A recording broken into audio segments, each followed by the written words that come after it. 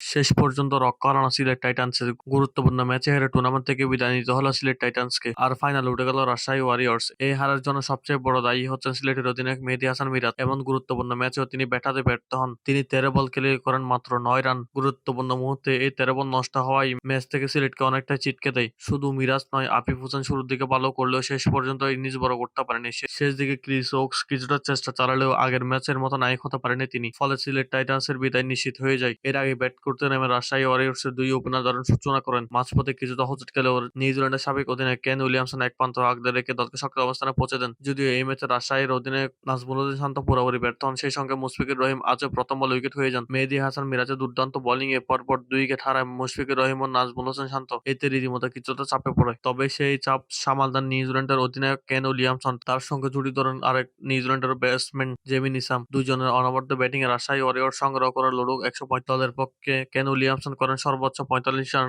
এবং জিমি নিসাম করেন 26 বলে 44 রানের ইনিংস। এতে সিলেটের সামনে দাঁড়ায় বড় লক্ষ্য। জবাবে ব্যাট করতে নেমে সিলেট টাইটান শুরুতে ধাক্কা খায়। এরপর পারভেজ হোসেন ইমন দুর্দান্ত ব্যাটিং করে দলকে লড়াইয়ে ফেরানোর চেষ্টা করেন। শেষ দিকে আফিফ হোসেন ও স্যাম বিলিংস ব্যাটে কিছুটা আশার আলো দেখা গেলেও রাজশাহী ওয়ারিয়র্সের দুর্দান্ত বোলিং ও চমৎকার ফিল্ডিং এর কারণে শেষ পর্যন্ত সুবিধা করতে পারেনি সিলেট। ম্যাচের শেষের দিকে উত্তেজনা বাড়লেও জয় ধরা দেয়নি রাজশাহী ওয়ারিয়র্সের হাতে। রাজশাহী ওয়ারিয়র্সের পক্ষে দুর্দান্ত বোলিং করেন বিনুরা ফার্নান্দো। 4 ওভার বোলিং করে মাত্র 19 রান দিয়ে তুলে নেন গুরুত্বপূর্ণ 4টি উইকেট। এতে রীতিমতো বিধ্বস্ত হয়ে পড়ে সিলেট এবং শেষ পর্যন্ত বিদায়ের ঘণ্টা বেজে যায় সিলেটের। আজকের ম্যাচে অসাধারণ বোলিং পারফরম্যান্সের জন্য ম্যাচ সেরার পুরস্কার জিতেন বিনুরা ফার্নান্দো। আগামী 23 তারিখ শুক্রবার রয়েছে বিপিএল এর ফাইনাল। সেই ম্যাচে মুখোমুখি হবেন রাজশাহী ওয়ারিয়র্স ও এবারের সবচেয়ে শক্তিশালী দল চট্টগ্রাম রয়্যালস।